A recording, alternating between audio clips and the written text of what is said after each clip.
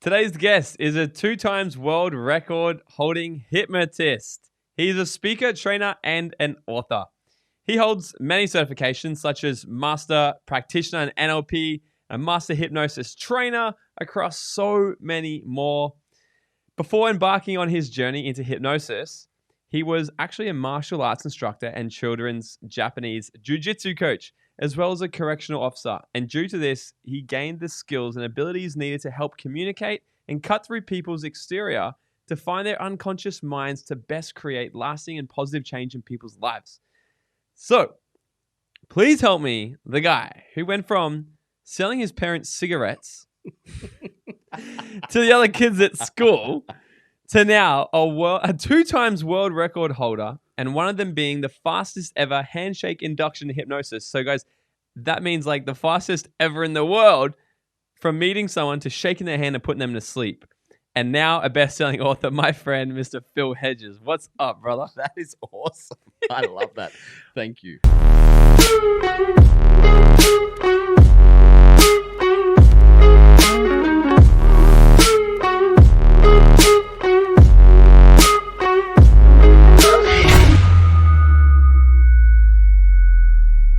How fast was the handshake to sleep? 0.72 seconds. Fuck off. That's what we recorded it. Not even a second? Not even a second. So you meet someone, you just go, hi, I'm Phil. And they're gone. It was pretty much are you ready? We're doing this. Boom. And it was to the point where we had to slow it down and reframe it so we could get the exact time from when the hands touched to when the hands stopped touching on the footage to then get the time. It was epic. I wonder how fast you could put me in on this episode. Ooh. Consciously or unconsciously? Well, I don't know. I don't know. Let's see. Let's just see what happens. Yeah. If I go really quiet in the episode, it's because Phil's done something across the table for me and he's put me to sleep. So literally, guys, right before we kicked off this episode, we're sitting here in the recording studio and Phil put one of our videographers to sleep, scared the other one, and put me to sleep without saying a fucking word. Yeah. So really, really, really cool shit. Okay, so before we get into this, Phil, I got some rapid fire questions so people can get to know you really quick. Okay? Right, go. Okay, where did you grow up? I grew up in Stawell, Victoria. Cool. Where do you live now? I live in Toowoomba. Do you really? Yeah, I've just moved there. True, that's a while away. Yeah, it's good though. I love it. What's your favorite food? Love a good taco. Yes. If you could have any type of superpower apart from being able to hypnotize people in 0.7 seconds, what would it be? Like teleportation. You're right. Yeah. Do you reckon that's possible in the quantum world and understanding all quantum physics? It is possible, just not in this realm. Right. Depending on what plane you're on. However, we teleport our thoughts anyway because we put our thoughts out to create things, so they're getting teleported out. Or, we don't. I don't know. Maybe we do, maybe we don't. Yeah. What is your X factor? My X factor? My sparkly bits. God, just personality plus. What can I say? What was your dream job as a kid? A photographer. I always wanted to grow up and be a photographer. Right. Maybe you guys want a work experience, boy? Yeah, where do you want me to move this? Sleep. I did that. That's right. It's the best work around. Phil, you didn't take any photos again, so you didn't do your job. No, I did. That's right. You forgot. Yeah. You guys must have deleted them. Yeah, we deleted them. That's right. That's right. Okay. So, and who's someone that's inspired you to get to where you are and why? Darren Brown. Guys, if you don't know who Darren Brown is, get on it. He's the man. So he does a lot of stage stuff. He creates tricks. Mm-hmm. It's not a trick. What I do is not a trick. But he creates tricks and mentalism using psychology. And then he uses a lot of hypnosis in his performances. If you get a chance, go online, check out Darren Brown. He's a UK guy. He is just the man. Are you saying Darren or are you a Kiwi? Darren. Darren. Like Darren? No, Darren. D-E. I know who you're talking about. He had Netflix and shit, right? Yeah. Yeah, and he he convinced someone to kill somebody. Yeah, the assassination. Stephen Fry. And it was all staged and shit. It was all fake. But he literally got into someone's head so much. Yep. Where he manipulated them. Yeah. I guess influenced them to actually kill somebody. Yeah. But it was all a setup, and the guy fell off, like he was harnessed in and stuff, Yep. and fucking insane. Yeah. Okay, That was all based. That's all based on hypnosis concepts is that from hypnosis? George Estabrooks, because he worked with the CIA for about 10 years to create like those sleeper cells of as people who would assassinate people. So if you go online and look up MK Ultra, that's where all of that started with the CIA and George Estabrooks. Wow. All right, dude. I want to get straight into this, man.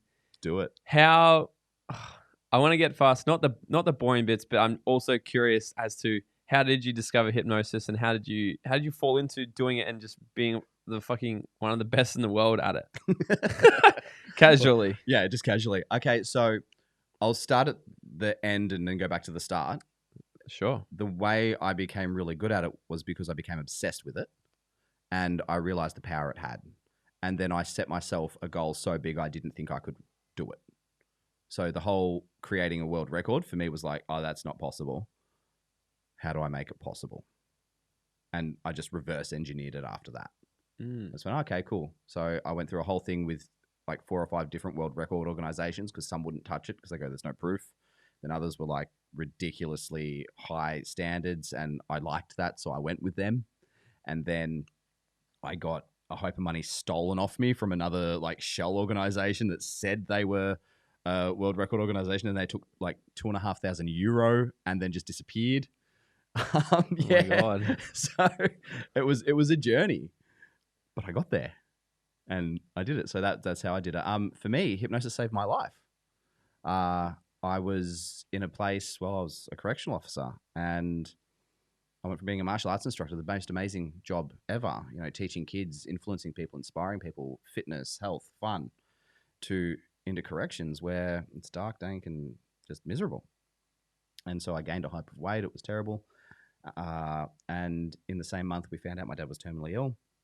And my daughter was moving from Brisbane, where I was at the time, to Sydney.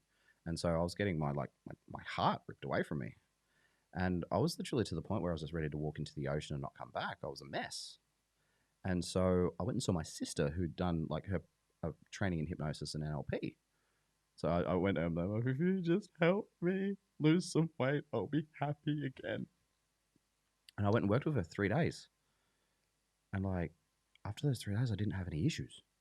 None.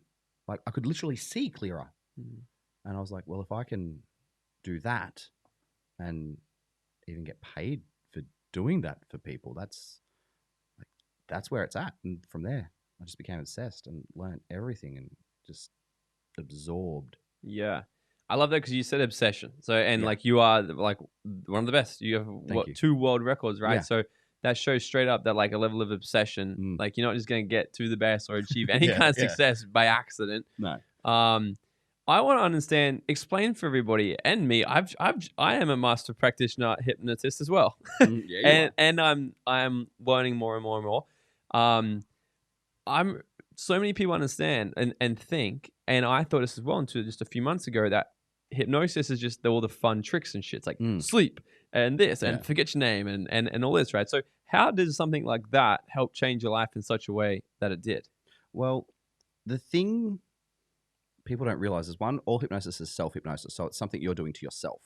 It's like if I give you the keys to my car and say, all right, jump in, let's go around the corner. And you say, no, the car's not going to move.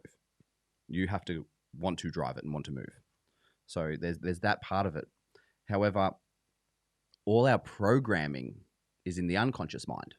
So the part of the mind that we use to breathe, we use to blink, we use our heart rate and all those sort of things that we have, we feel we have no control over consciously because it's our unconscious that takes those sides over. So what hypnosis does is distract the conscious mind to place in suggestions into the unconscious. What's a suggestion? A suggestion? Well... Does it look like I'm getting serious now because I'm taking my glasses off? I'm like, oh, wow, okay. Okay. What is a suggestion? Well, so for me, that would be the therapy. And so let's say am I safe to say like a suggestion would be like a new belief? Yeah. Yeah, definitely. So you're kind of putting it right into the subconscious so now that they come back out. Yeah. And they wouldn't really be conscious that they wouldn't know that they know it. They just know it. No, that's Is that right? Well, yeah, 100%. So it's it's changing even just a thought pattern. So the way I describe it for people really simply is I help change the way you think to change the way you act to change your life. So people then just like, I'll use smoking for an example. People will come to me, I'll put them in a trance, I'll maybe say a really interesting metaphor and a whole heap of stuff that makes no sense to them. And then they'll be like, I was awake and heard and everything. I'm like, cool, that's great. And they'll go home and then they'll realize, crap, it's been a couple of hours since I've had a smoke. I don't really feel like one. That's all right, cool, whatever. And then a couple of days later, like, oh, I still haven't had a smoke. This is great. I don't even feel like I need to smoke, and I don't want to. And then even the smell of cigarette now repulses me. And they can't consciously put their finger on why. It's just a new way of thinking for them. That's so crazy to think about it. Yeah, it is. Have you ever, and is it possible to put things into people's minds like that and then for them to try and consciously undo it? And do you notice this? Like, do people, Yes. are we our own worst enemies? 100%. So the amount of times I've had people go, so I'm going to go back to the smoking analogy for an example. So I had a husband and wife come and see me. And she's like, I'm here because my husband needs to quit smoking. I'm like, cool, that's great. Can you leave the room and can I talk to your husband? She's like, yeah, no worries. And so she left. And I'm like, so man, you wanna quit smoking? He's like, nah. I'm like, cool. We'll sit here, we'll have a chat for a few minutes and then you can go. Because unless it's something they want and they will commit to, it's not going to work. It's the same. He didn't want to take the keys to the car. So if someone's like a bit half-assed about things, like, I kind of want it, but I kind of don't, I'll task them to see their level of commitment first. However, if they're not committed to wanting to change, they won't change, which is like everything, because it comes down to a choice, a conscious choice to then let the unconscious take over. So I'd love to understand this more then. So how does, on like an unconscious and conscious level and stuff, how are we creating these habits, these patterns, these behaviors? How are they created, and how can we start to? Is there other ways? Because you're a freaking master of the brain anyway. Yeah.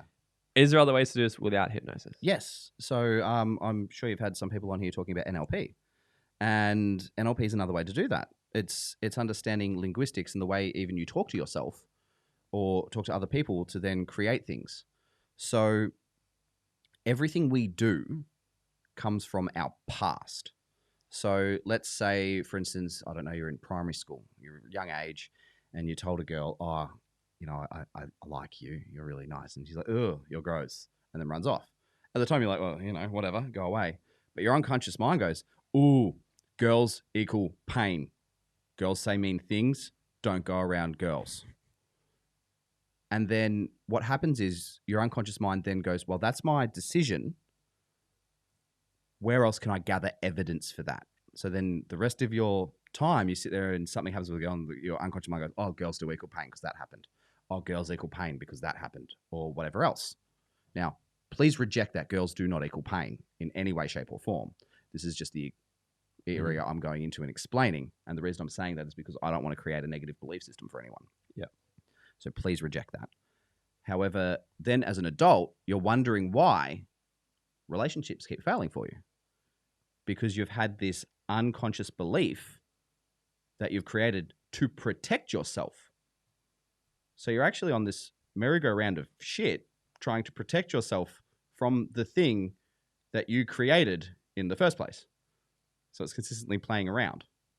Yeah. Yeah, it's fascinating. the mind's freaking crazy, man. Yeah. And just on that, you just say, you like, reject that. I don't want to put in things, all right? Right. And we were talking about this before the show started. So I'd love to dive into this. How can we, and obviously we're only going to talk about ways to use language and what do we call it? What was Milton model? Milton modeling. I call it hypnotic language. Hypnotic language. Yeah. So how can we kind of use some of these things to be more persuasive, more influential, and to sort of get more of the things we want in a very ecological way? Okay, yeah, great. So obviously anyone who's done a lot of sales will know a lot of this stuff. and then they just don't know where it's based from.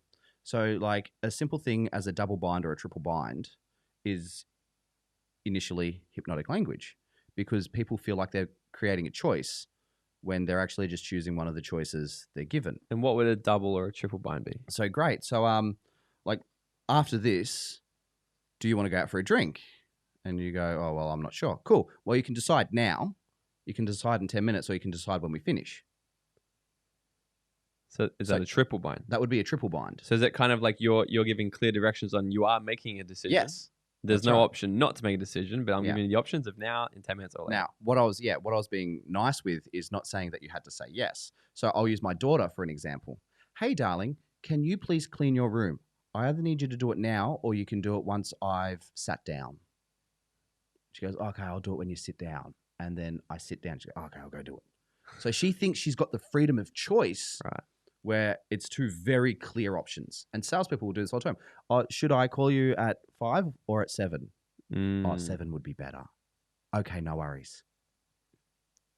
Those sort of things. Right. I'd love to unpack this more. What other ones are there? Because when I started, because I've done like sales and stuff for years, when I started learning about all hypnosis, I was like, oh, I do that. Yeah. And it just happens. Yep. Because it's like influential or whatever. But I'd love to kind of unpack this more so people listening to this could either take this and be more of an influential father, a mother, a salesperson, or negotiations and things like this. So there's so much language that we can be using because our words is like our wand. So what are some other ones, and how do they actually work? Like, how do they land on the brain, and why do they work? Yeah, so they land on the brain because of the subtlety, or they create enough vaguity. Is that a word? Vagueness? We'll create that. Yeah, vaguity. Vaguity? Right. Patent pending, trademark, vaguity. Hypnosis vaguity. They create so much vagueness that consciously they go, I don't know, I better agree. And then that hits the unconscious mind, and it goes, oh, well, it just makes sense, even though it doesn't. So taglines are really, really good for this. How many times have you talked to someone and gone, that's a good idea, hey? And they just, and if for those that can't see, I'm nodding when I say that. I'm like, that's a good idea, hey. 9 times out of 10 people go, yeah, it is. Even if they don't know what the idea is. Like, hey, do you want to get lunch? Yes.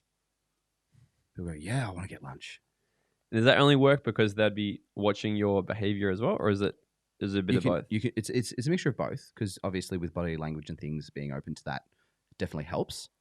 However, over the phone, this works exactly the same over Skype or over just general conversation. It's the words that have the effect. There's just so many, and there's so many different ways to do it, and you can put in subtle things. So today I was listening to a speaker, and he was talking about mindset around money. And there was an audience of about 40 to 50 people, and he's very charismatic, and he had something to sell at the end. And he kept saying, and so I'm thinking he's building rapport, and I'm like, I know what you're doing, you bugger. How Australian is that, you bugger? Anyway, he goes, you like me would think this is a great idea. You like me were once lost and stuck. You like me would think all these things. And I'm sitting going, what's he consistently saying to this audience? You like me. You like me. You like me. You like me. And everyone's afterwards like, oh my God, did you see that guy? He was so good. I like him. Yeah, he's awesome. I'd love to meet him and have a chat. I'm like, yeah, because he sat there for 10 minutes telling you how much you like him. But it's all hidden within the conversation itself. I'm like, wow. It's amazing the things you can start to do when you play with those. It's really freaking fascinating, and the more I'm learning about it, the more I am seeing it. I'm like, huh. And what's really funny is it doesn't matter if you know about it; it still works. Correct. And it's probably good for people to be learning about this stuff, because all salespeople or good salespeople do stuff like this, and it's all just persuasive language. Yeah. One of my other favorites is that I'm not saying you should buy my program. Yeah. I'm not saying you should do it. I'm not saying you should do it. Yeah. And so what you've done there is, I'm not saying you should do that. Yeah. Is it because what happens to the subconscious mind? How does that land on the brain? It's like something it cancels something. Yeah. So we've got this part in our unconscious mind. And again, I'm really vague with things because that's just how I am. And I don't necessarily have ADD, but if you look at that as a suggestion, I'm telling myself I have ADD. And I just like big picture stuff. I don't get chucked down in the detail for things. I'm like, cool, that works. Do I need to know how? No, let's do it. Anyway, the unconscious mind won't process negatives. So think as a child, don't run with the scissors. Or like you've got a small child, don't drop that. What's the first thing they go? Oh God. And it drops. So when you start looking at language with things and how you describe it and how you talk to people, then it changes. So for my daughter or for any child, especially, and I did this without thinking, was, step carefully.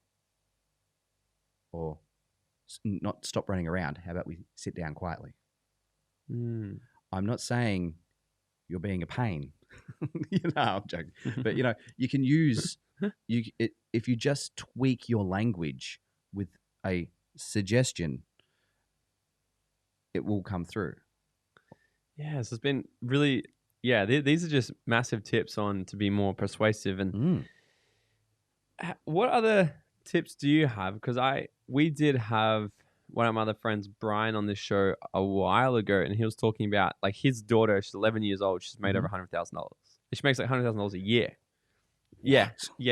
What doing? That just reminds me. I need to send her a message and bring her on as well. Yeah. I don't know exactly. She has like a clothing label. Hey, Brian who? Has he got a beard and lives in Bali? Yes. Swan. Swan. Yeah, I know the family. I know them. Brian and Rhonda. They're amazing. They're the unstoppable family. Yeah, literally. Yeah. So we used to hang out a lot back in Bali when I lived there, and so he was talking about, because I asked him, I was like, how do you go about using what you know now and raising a successful daughter? And he started talking a lot about this. And he's like, the brains don't process negatives and stuff. So in that whole realm, you being a father as well, how can people start using this kind of language, using the subconscious brain to raise little legends? Yeah. To help them have a bit more success in life? Look, that's such a loaded question in so many ways. Okay, I'm not like psychiatrist or anything like that, so any advice I give is my pure opinion, and I just want to make that very, very clear before I go ahead and say anything. So people are like, why is he talking about that? Anyway, transparency, openness and transparency for me. So I will be brutal when it comes to the honesty with my child. And so if she's like, hey, Dad, where do babies come from? I'm like, let's jump on YouTube and watch some birth, or whatever else. And she's like, oh, okay. And we'll go through it. I'm not going to tell her a story. Would you not say to her, well, we could do that now. We could do it when you're 16. No. She asked the question. She's interested. She has an amount of curiosity. I want to nurture that curiosity. I want to nurture that growth, because what happens is, with children, they go through these stages of curiosity, of growth, of wanting to push boundaries and understand. And, like, what's the cliche we all heard? Go to school, go to uni, get a job, get married, buy a house, die. Work until the day you die. Fuck that. Yeah. For me, like, so she's like, oh, Dad, I want to, like, she's into furries at the moment. So what's a furry? Okay. It's people that dress up in giant furry dog outfits and go hang out and do anime stuff. It's kind of like a cosplay thing, but a bit weirder. And I'm like, you know what? Let's do it. Let's go buy masks and paint them up and go do craziness, because it's an expression, and we're not squishing expression. And for me, hypnosis is my expression. Being able to play with it and influence people and inspire people and entertain people and educate people is my form of expression. Yeah. So why would I ever want to squash someone else's expression? Yeah. And that's what I love. That's why I was really excited to bring you on here. Like I said before you started, it's not like you've made all these millions of dollars and stuff in this present moment when we're recording right now. No, not at all. But we're going to bring you back on when it's done, right? Correct. But I wanted to really kind of showcase that, because this whole show is about living your dream life. Yeah. And you do every single day what you fucking love doing. 100%. And you're good at it. So I'd love to hear in actually applying that and actuating on that, other than obsession, what else came into the equation that's made you who you are? And this book as well, which we're going to talk about in a second. But because there's obviously, you've written a best-selling book, world fucking record holder 2 times.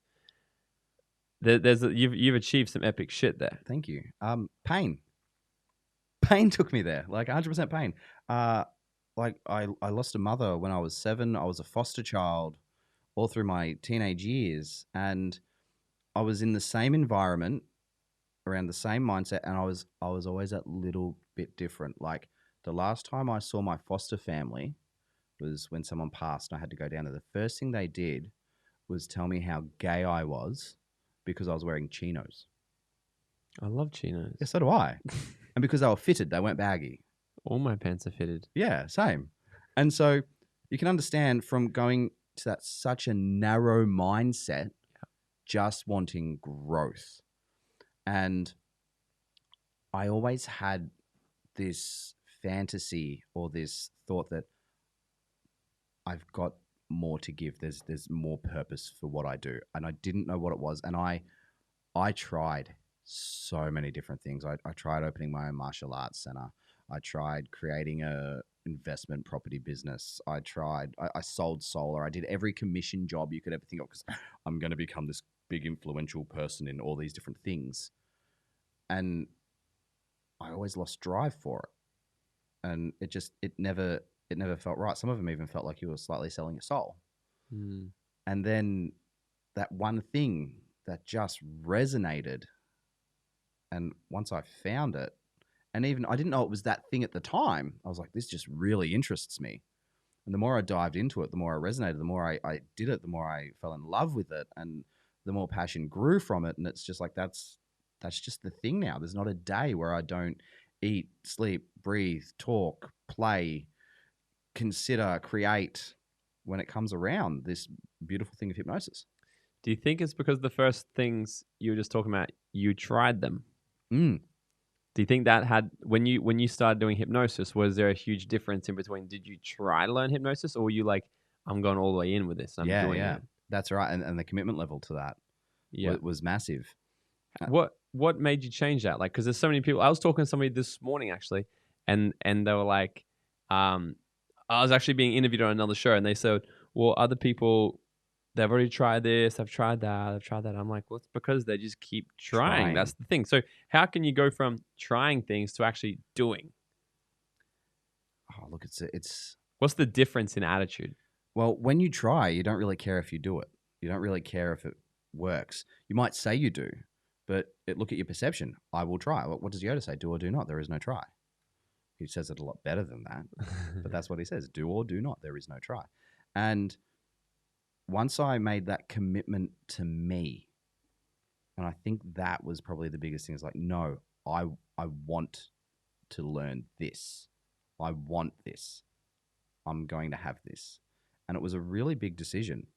And you can imagine coming from a really blue collar industry going, I'm going to be great at hypnosis, where these people have worked 5, 10, 20 years in the same job, thinking you're insane, or that you've joined a cult, or you're now doing the devil's work, or whatever, which all has been asked from me, and it's just because their minds are so narrow to things, and that's okay, because they're happy doing what they do.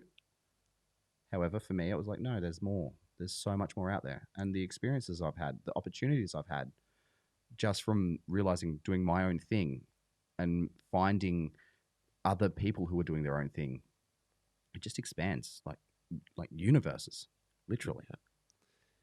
Let's talk about your book. Okay. Tell me about it. Okay, so it is called The 100 Days of Facebook Live Challenge, a foolproof guide to building an authentic social media audience using video marketing. So that came about because I hated Facebook Lives. Cool. So I started doing a heap of Facebook Lives for a while, and then I got offered to help someone else do some Facebook Lives.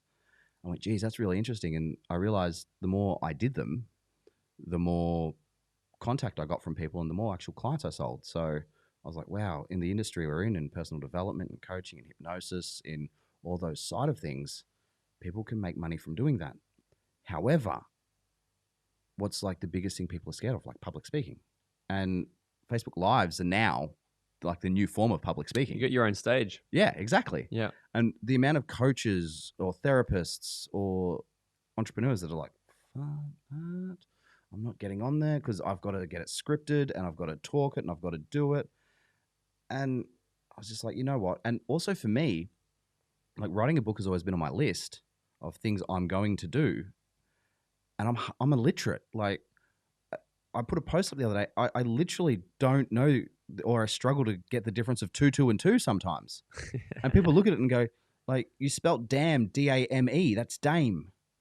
Or like, is that how you spell it? Yeah. How do you spell it? I'm the same as you. And here's the thing. Like I thought, and this is a really embarrassing one. I thought postpone was postphone for the last 34 years.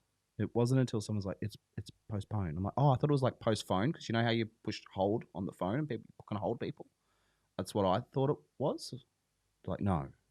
So for me, I was like, you know what? If I'm as illiterate as I am, and I'm okay with it because I own it, and I'm working on it. Like I'm doing like Grammarly, and I'm improving my self. If I can put out a book, hopefully that inspires other people to put out a book. And if I've got something that I can throw together and do that, again, if I can do it, anyone can do it. And that's literally the beta test for the next 2 books that are coming out. And they're going to change the world. Yes. Yeah. Can we hear about them yet or no? Can we hear about them now or in look, I can tell you. I can tell you the names, except you might want to bleep one of them. Like this isn't live, right? No. Okay, I'll spell it out. So, okay, let's. Oh wait, is it swear words? Well, we swear on the show. Okay, cool. All right. Okay. So the newest one coming out, the one coming out by the end of the year, is Fix Your Shit. Yep. And the other one is How to Be a CUNT. Okay, so the reason is it's going to be an anagram. So it'll be like a conscious, unified network of transcendence or something along those lines. But, people are going to be there looking at it going, how to be what? And it's going to trigger so many people. Yeah. So I'm really looking forward to that. I like it. Hey, we'll have to bring you back on. We'll talk about that in the title of the episode, How to Be a CUNT, or like dots in between. Yeah, so I'll have like the CUNT system, and it's how people can then take steps to transform their lives for the better. That's freaking going to be great. One thing that I wanted to actually ask you on the space of hypnosis and human behavior and stuff, one thing you're amazing as eye patterns. Yes. How do people give away what they're actually like? Because you can read people what they're actually thinking by looking at their eye patterns. So how do eye patterns give away what people are actually thinking? So depending on where people place their eyesight, depends on what they're accessing. So for instance, if they're accessing a form of like self-talk, they'll go to a certain direction. If they're accessing a old memory or creating a memory, they'll go to a certain thing. So if you look at like negotiators, like actual like CIA, police, FBI, ASIO, whatever, negotiators will pick up on this. And negotiators are actually trained really, really well on this, because if we're talking and I say, oh, what were you doing on Friday night? And you go, oh, I was at the shops with a mate. Yeah. Like, okay, you've looked up to that side. You're actually creating an image. You're not recalling an image. So they're lying. So there is a potential lie there. Yeah. The problem is if they believe their lie, that's where it might go to a different direction. So there's like, I work off 4. I work off grabbing. So recall, construct, self-talk, and where the emotion is. So feeling. So they're the main, or kinesthetic, as a lot of people put it. So I work off those 4. There's a couple of others, but those 4 are the strong ones for me. And so when I'm even working with a client, I'll be like, okay, so what happened here? And they'll be like, oh, I did this. I'm like, cool. Whose voice did you hear when you said that? And they'll be like, oh, it's my dad telling me I wasn't good enough. Oh, really? And they're like, yeah. And then they're looking down like, wow, how does that make you feel? Yeah. Because then they're touching on the emotion. They'll be like, oh, it makes me. I'm like, okay, no, don't worry about the time it happened. Come back down and let's look at the feeling of when that happened. So their top left is them trying to think of the time it happened, trying to remember the visual. Yeah. And if they're looking down to the right, they're trying to remember, they're thinking of the feeling, the kinesthetic side. Potentially. It depends on the person. So you have to ask gauging questions first. Right. So like I might be like, oh, cool. What was the first car you had? And they're like, oh, it was this. I'm like, okay, cool. That's where their recall is. Mm-hmm. Oh, can you tell me what your, what's the pet you've always wanted but never had? And I go, oh, maybe like I'd love a dragon. You go, okay, so there's where that's where their creation is. Yeah. Okay, cool. And then so you ask these questions and a couple of different ones to then get a gauge. Yeah. And then you play with them. It's so interesting. It's so interesting stuff, man, because like we can't hold anything. Like our body tells the answers. Like, and I'm obsessed with reading body language patterns and all that. Mm-hmm. Is there anything that people do with their body when they're maybe lying? And I know nothing's certain, but like it's you look for ways to get information. It does depend on the individual, and this is the big thing. So if you've got a baseline, that's the important thing, is to get a baseline for people. Because if you don't have the baseline, some people, if they're lying, will go close up, and like legs will cross, arms will cross, and they'll be like, no, that's not true, that doesn't happen. Yeah. If people are aware of it, they might go, no, that's not true. And they're trying to like actually show you how open they are. Like, no, I'm openly lying. So it depends on where they are first. But look at shoulders. People will tense up a lot and they don't realize it. Fidgeting is another big one. If they're not a fidgeter and they're fidgeting, then you're like, oh, okay, this is interesting. Or if they're a fidgeter and they're like dead still, you're like, oh, yeah, something's going on here. Yeah. And then tuition, like gut instinct. Like we automatically pick up on things. We just don't realize what they are a lot of the time. So have you ever met someone and gone, oh, it just didn't quite feel right? It's because they're giving off some sort of signal, whether it be verbal, whether it be a physical signal, that you're unconsciously picking up on, because we're all just giant transmitters. And then you're going, oh, okay, I don't know what it is yet. Mm-hmm. But yeah. Yeah. Dude, this has been really freaking epic. Should we do something? Can you fuck with me on the show? Can I? So people can. With you on the can you put me to sleep? Should we do this? We can. Can you put me to sleep from where you are right now across the table without having to move? I can. All right. That's okay. We can do that. So how about... And we'll count this. How about I put you to sleep with a glass? Okay. However you like. And when should we start the counter of how long it's going to take? I don't know. Well, we can start. So it's going to put me to sleep with the glass. Okay. So all I want you to do, I'm just going to move this around here a little bit. Yep. This is really fun. So it's interesting because this is actually the complete opposite way I'll do that, because you're looking down, not looking up. Because when you look up, you access imagination, but you've got an imagination, so that's fine. Has it started? I don't know. Yes, it has. But if you look here on the glass, you can see like the top of the glass. Mm-hmm. But you know, when you look through it, you see here, you see how your eyesight changes, like from here to like here. Mm-hmm. You can see how that changes your eyesight. And you see, the thing is with eyesight fixation and change creates hypnosis, which is really, really cool. So I want you just to focus here and then focus here. And then close your eyes and open them. And then focus here and focus here. And close your eyes and open them. And then focus here and focus here. And then close your eyes and open them. And then focus here and focus here and close your eyes and open them. And then focus here.